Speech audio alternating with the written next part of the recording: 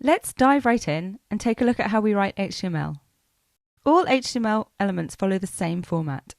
You write the name of the element inside angular brackets, and then you can write the content after.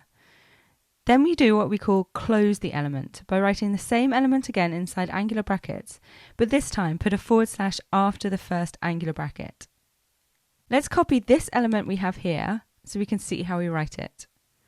We open the angular bracket, write the name of the element, in this case an H1, which is a heading element. We'll talk more about the different kinds of headings that you can write later on in the course. Then we close that element by writing our opposite angular bracket. Then we can write our content. And then we close our element. So we open the angular brackets again, but this time we put a / before we write the element. Then we need to close our angular brackets, and we've closed off our element. If I save that file, we'll now see two headings come up in our browser.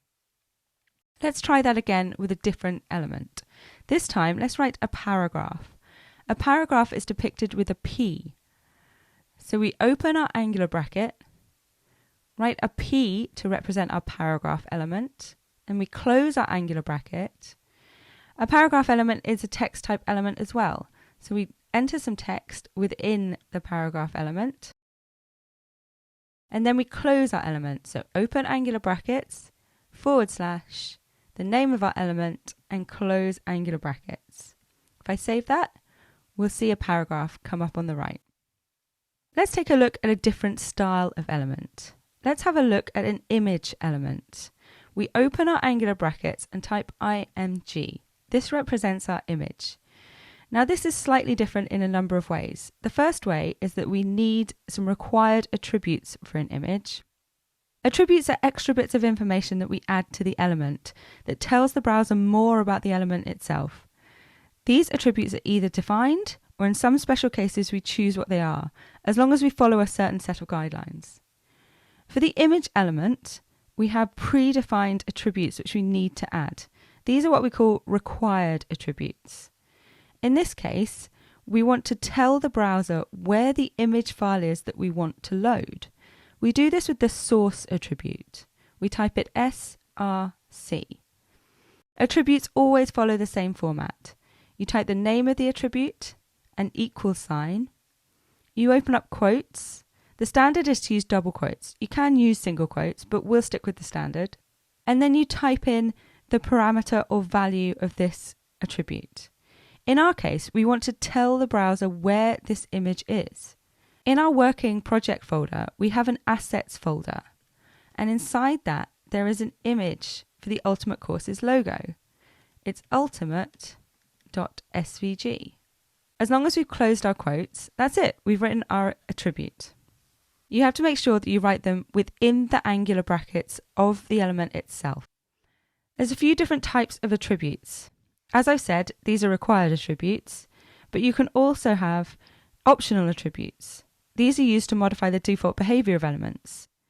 We'll look at different attributes as we work our way through the course.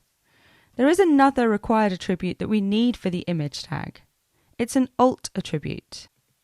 So we write our attribute, our equal sign, and we open up our quotes. The alt attribute is a description of the image, which is shown if for any reason the image doesn't load, or is used by assistive technologies if for any reason you can't see the image. So here we're going to write a description of what the image is.